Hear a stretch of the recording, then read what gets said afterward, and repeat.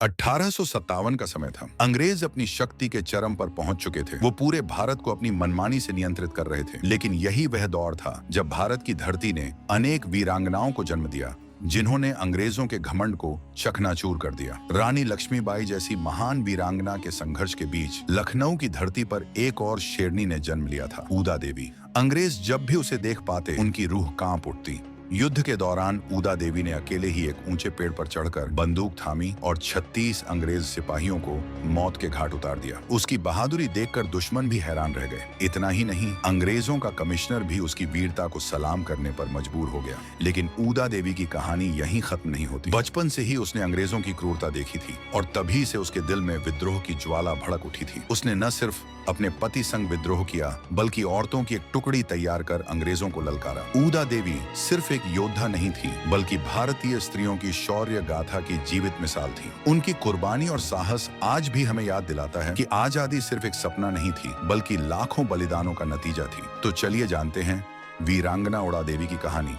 30 जून 1830 को लखनऊ के उजड़िया गांव के एक दलित परिवार में ऊदा देवी पासी का जन्म हुआ। बचपन से ही उसके अंदर क्रांतिकारी ज्वाला भड़क रही थी। अंग्रेजों का अत्याचार, लोगों पर उनकी बेदर्दी और अन्याय, ये सब देखकर उसने अपने मन में ठान लिया था कि चाहे कुछ भी हो, एक दिन वह इन अत्याचार का बदला अंग्रेजों से जरूर लेगी। उसी समय लखनऊ पर नवाब वाजिद अली का शासन था, लेकिन यह शासन केवल नाम का था। असल में सारा नियंत्रण अंग्रेजों के हाथ में था। इस वजह से नवाब की सेना हमेशा हलचल में रहती थी और वाजिद अली भी अंग्रेजों की शक्ति से परेशान रहते थे। ऐसी परिस्थितियों में नवाब ने सभी पुरुषों और महिलाओं को अपनी सेना में भर्ती होने का आदेश दिया, ताकि अंग्रेजों का मुकाबला किया जा सके। यह मौका ऊदा देवी ने बिल्कुल सही समय पर पकड़ा। उसकी बहादुरी, साहस और अदम्य शक्ति को देखकर नवाब ने उसे अपनी सेना के ऊंचे तबके में शामिल कर लिया। कुछ ही दिनों में उसकी जिंदगी में एक नया अध्याय आया। नवाब की सेना का सबसे ताकतवर सैनिक मक्का पासी, जो वीरता और ताकत का प्रतीक था, ऊदा देवी की जिंदगी में आया। सेना की राहों में साथ साथ संघर्ष करते हुए दोनों के बीच एक गहरी दोस्ती और समझदारी पनपी। धीरे धीरे यह दोस्ती प्यार में बदल गई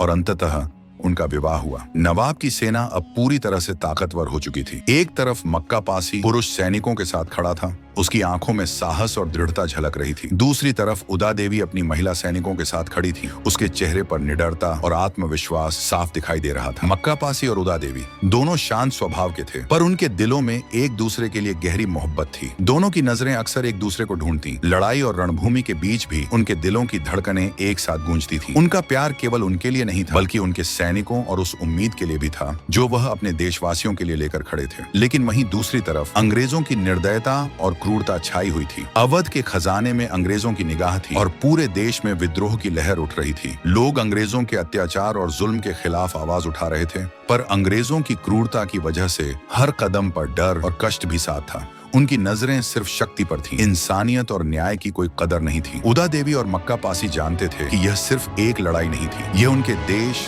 उनके लोगों और उनके प्यार की रक्षा की लड़ाई थी। हर बार जब अंग्रेजों की क्रूरता का सामना होता, उनका साहस और प्यार दोनों ओर भी गहरा होता। उनके दिलों में सिर्फ एक ही आवाज गूंजती थी, हम झुकेंगे नहीं, हम लड़ेंगे और जीतेंगे। 10 जून 1857 का दिन लखनऊ के इतिहास में हमेशा याद रखा जाएगा। अंग्रेजों ने अवध पर धावा बोल दिया और शहर की गलियों में ब्रिटिश सेना ने अपने सैनिक उतारे। लखनऊ में बहादुरों और अंग्रेजों के बीच भयंकर संघर्ष हुआ। इस पलटन में मक्का पासी भी थे, जो अपने साहस और शक्ति के लिए जाने जाते थे। अंग्रेजों से लड़ते हुए मक्का पासी वीर गति को प्राप्त हो गए। उनका निधन सिर्फ एक व्यक्ति की मौत नहीं थी, बल्कि उस युग की निडरता और बलिदान की प्रतीक बन गया। जब यह खबर ऊदा देवी तक पहुंची, तो उसके दिल में क्रांति की आग और भी भड़क गई। मक्का पासी के जाने से उसका दर्द और गहरा हुआ, पर उसका साहस और इरादा और भी मजबूत हो गया। उसने ठान लिया कि अब वह अकेले ही अंग्रेजों की क्रूरता का सामना करेगी और अपने लोगों के लिए लड़ाई लड़ेगी। महिला दस्ते में पहले से ही शामिल ऊदा देवी ने इस कठिन समय में और भी बड़ी जिम्मेदारी उठाई। उसने बेगम हजरत महल से मुलाकात की और उनकी मदद से महिला सैनिकों की एक अलग बटालियन तैयार की। यह बटालियन केवल लड़ाई के लिए नहीं, बल्कि साहस, सम्मान और न्याय की प्रतीक बन गई। इस बटालियन में ज्यादातर दलित महिलाएं थीं, जिन्हें दलित वीरांगनाओं के नाम से जाना गया।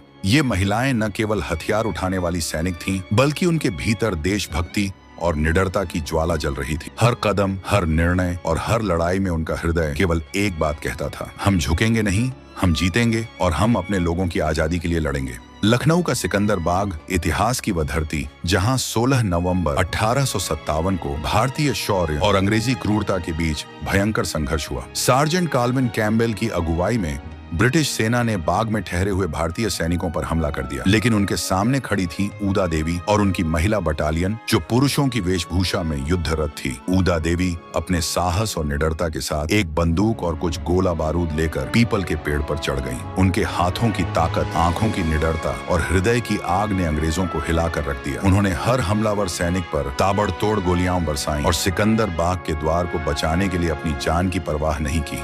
उनकी वीरता के सामने ब्रिटिश सैनिक दहल गए। 2 दर्जन से अधिक सैनिकों ने उनकी गोलियों के निशाने पर अपनी जान गंवा दी। अंग्रेजी अधिकारी तैश में आ गए, समझ नहीं पा रहे थे कि उनकी सेना को कौन इतनी निर्दयता से मार रहा है। तभी एक सैनिक ने देखा पेड़ के पत्तों के झुरमुट में छिपा एक बागी जिसने पूरी सेना को चुनौती दे दी थी। लेकिन साहस की इस मिसाल को भी सीमा थी। गोली लगते ही ऊदा देवी पेड़ से नीचे गिर पड़ी। बाग में प्रवेश करने के बाद अंग्रेज अफसरों की आंखें खुली की खुली रह गईं। वे जिस पुरुष सैनिक को मारने की कोशिश कर रहे थे वह कोई और नहीं बल्कि एक महिला थी। उस पल ऊदा देवी की वीरता ने न केवल ब्रिटिश सैनिकों के दिलों में डर बैठाया बल्कि इतिहास के पन्नों में उसकी निडरता को अमर कर दिया। उसके साहस, बलिदान और देशभक्ति की झलक ने यह साबित कर दिया कि देश के लिए लड़ाई में कोई सीमा नहीं होती, न उम्र, न लिंग और न ही भय। लड़ाई के बाद सिकंदर बाग भारतीय वीरों की लाशों से भर गया था। हर कोना, हर पत्थर उस दिन की वीरता की गवाही दे रहा था। लेकिन इस खून और संघर्ष के बीच एक नाम हर किसी के दिल में अमर हो गया। ऊदा देवी कहा जाता है कि उनकी अदम्य वीरता और साहस से अभिभूत होकर ब्रिटिश अफसर काल्विन कैम्पबेल ने हैट उतारकर इस निडर महिला सैनिक को श्रद्धांजलि दी। वह पल केवल सम्मान का नहीं था बल्कि यह एक ऐसी वीरता का प्रमाण था जिसने हर सैनिक और हर निगरानी करने वाले को झकझोर कर रख दिया। इस लड़ाई के दौरान लंदन टाइम्स के reporter William Howard Russell Lucknow में मौजूद थे। सिकंदर बाग की इस वीरता और संघर्ष की खबर उन्होंने लंदन भेजी। लंदन टाइम्स के पन्नों में उस दिन का लेख पढ़कर दुनिया ने जाना कि भारतीयों के हृदय में